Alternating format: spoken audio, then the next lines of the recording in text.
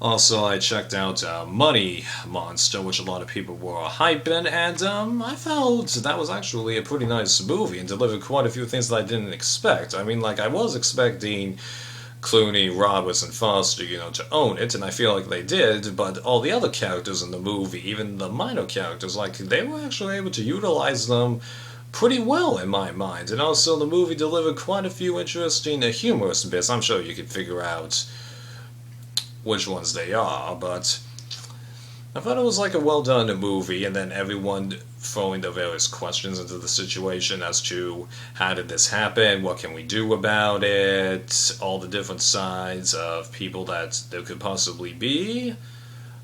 Pretty interesting movie, and the ending, creative in many ways, but a little dumb once it actually happens in a way, because it raises the question, was that all worth it? And there is a one big nagging bit that I have about this movie. I didn't come up with it myself, but I kind of did at the same time.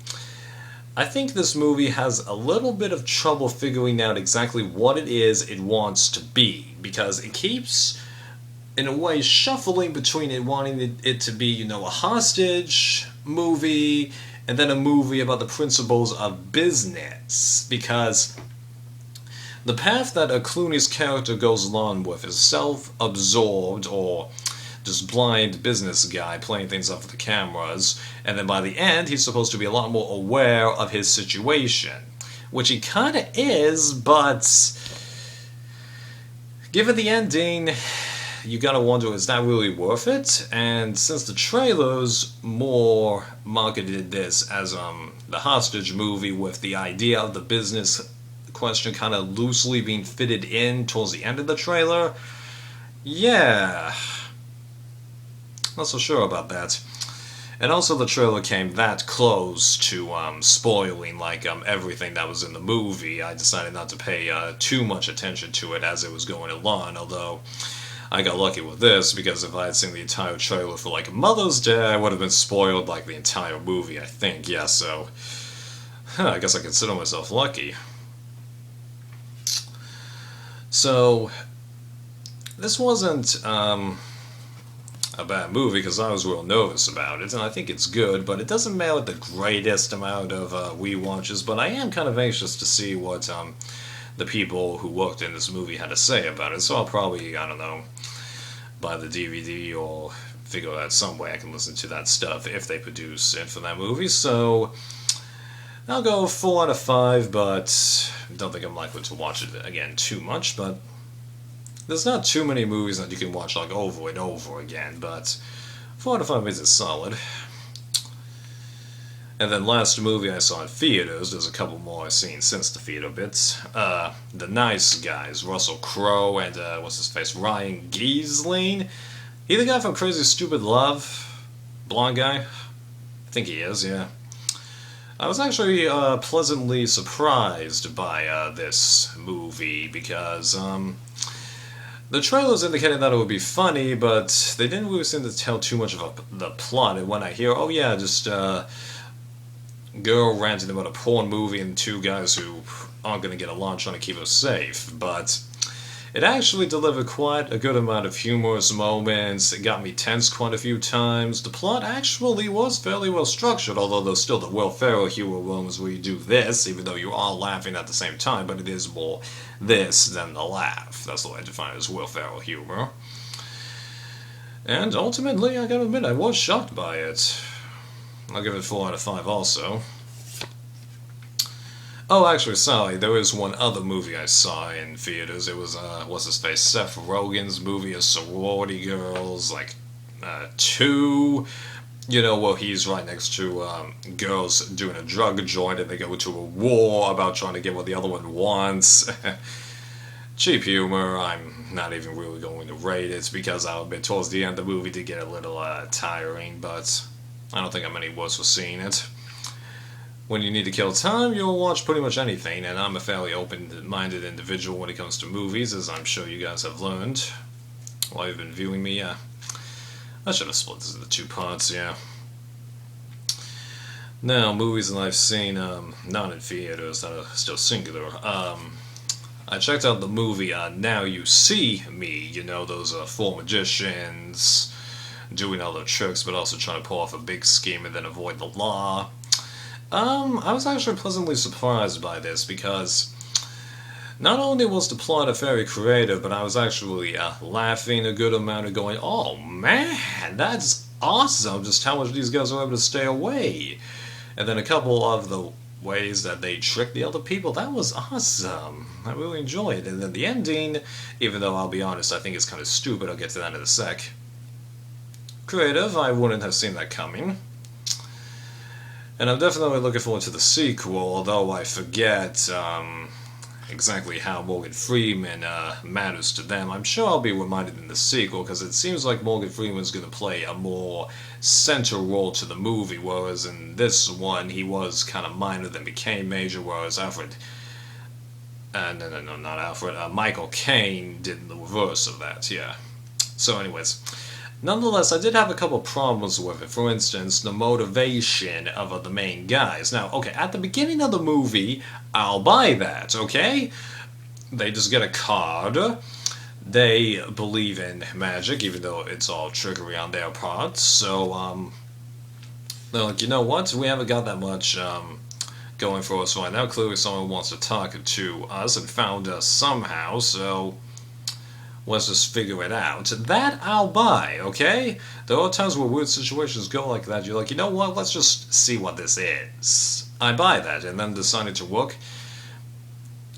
together, I'll buy that also, because all four of them were called the same way, and it happened for a reason. But then,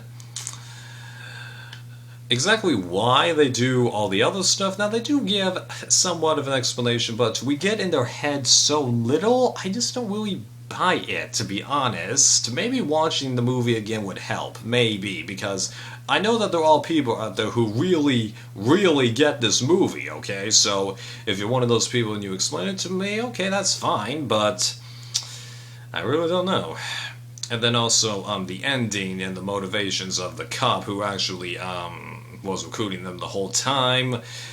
Likewise, even though they do explain it, I just don't feel it, you know? Again, maybe I just need to watch it or have it explained to me, but I just can't ignore those nagging bits, and if those questions aren't resolved, the movie doesn't hold up so much once you've actually seen it and there's no surprise left. So I'm going to be, I think, possibly generous and go 3 out of 5, but that's because I'm being cautious. I might change my thoughts on this. And I do want to see the sequel to this, even though I don't think it's going to be that great. But I would like to see how they continue this, because this is the kind of thing that can only last 3 movies max, and since they're on 2, yeah. Then, because a lot of people had been talking about these, I decided to check out a couple of the Disney movies that or Disney-themed movies that I had never really seen, so I decided to check out Tangled, or Rapunzel, whatever you want to call it, and oh man, why didn't I check this movie out before? I'm just kicking myself because it was awesome! Interesting characters, very nice different take on it. And then what they did with all the other characters that weren't Rapunzel and then the evil witch, that was actually amazing. And then the funny moments in here, just, oh man, I was in stitches. I had to pause the movie over and over again because I was laughing so hard. And the horse! He's my favorite character in the movie. Just what they did with him, just like because, what's his face, Finn is attacking everyone with a frying pan and is able to defeat them with nothing flat, and then the horse is able to cause a much tougher time than everybody. It's stupid, but I can't help but laugh because just they handled it just brilliantly. Just, oh man. Just, why did I check this out before? Just, I'm totally kicking myself for that. Just, oh man. Did I like that? Yeah. 4.5 out of 5, easily. And I've heard that they're not making a true sequel to this, and that they're instead going to go for a TV show. I don't think that's unreasonable, but at the same time I can't help but think that they're making too many TV shows for Disney, or Pixar, or DreamWorks stuff, you know, because there's this, there's the How to Train a Dragon TV series, and I could have sworn there was one more. Shoot. Whatever. And then last movie that I'm gonna talk about here is Maleficent with Angelina Jolie. So I knew that this movie had gotten kind of a good amount of hype behind it, and there was a lot of people who were interested in it. But I'm like, how could this be interesting? A movie about the villain, even though this is a pretty big villain in the lore that this villain has created, you know, like people who respond to it differently. I can't really explain it more than that. It's just that there's some villains who people treat as bad, some people treat as jerks, some villains who do get hype around them, but it's more just cool, and then there's the villains that just get a lot of people imitating or creating the different stories about them, which I think is what they were trying to do for here. And I actually wasn't expecting much, didn't think I'd like the movie, but as I was watching it, I go, this actually isn't that bad, and since I was able to spot the parallels to the original Sleeping Beauty, which I had seen, I go, this actually could be going someplace. And then once I finally saw the entire movie, I was like, that was actually a good movie, minus the villain being one-dimensional, which I think is really my only gripe with the movie. Now, I know that there's going to be people who are griping about the fairies being reduced to just comedic effect and being inept, but given what the storyline was trying to push, I don't see how they could have done this without making them inept. So I do kind of share it, but once I made that realization, I go, I can't complain about it because that's the only explanation possible. Plus, it did make the movie a lot more humorous in some instances, although I could tell that it was just subjective humor. They weren't trying to make it funny. And Angelina Jolie in here, she was actually pretty good. I felt for her, went on the emotional rise that she did a couple of times, and just, whoa, she was good. Really enjoyed that. And then, like, the ending of it, I cannot tell you how nervous I was in there because I totally expected Maleficent to go down like the Obi-Wan Kenobi route, sort of, especially when she turned the crow into the dragon, because I'm like, oh yeah, this is not going to work, they're totally going to be defeated, but she ended up getting out of that. I was like, oh, thank God. Just, that was a total relief. So just, whoa, I'm impressed.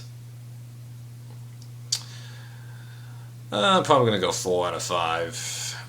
Even though I do actually want to get this movie, yeah. Alright, actually no. One other thing to bring about Maleficent. Like with Money Monster, it does have a little bit of the idea of it's struggling to figure out what it means to be, but not as bad as Money Monster, I think. Because the issue with a Money Monster was that it's trying to figure out what type of movie it wants to be, whereas for this, it's more of who is it trying to target. Is it trying to target the younger audiences with a slightly different version of the fairy tale story, or is it trying to capture more adult audiences and make a more realistic and much more mature story based on the fairy tale? Because several people have pointed out that, like, had they decided, to go to a darker angle and make this movie PG-13, it might have been able to accomplish more. And I think there is actually some truth to that, because I couldn't help but think, you know what? They might actually be able to go darker with this and still have it be interesting. Huh? Yeah. Okay, well, that for real sums it up.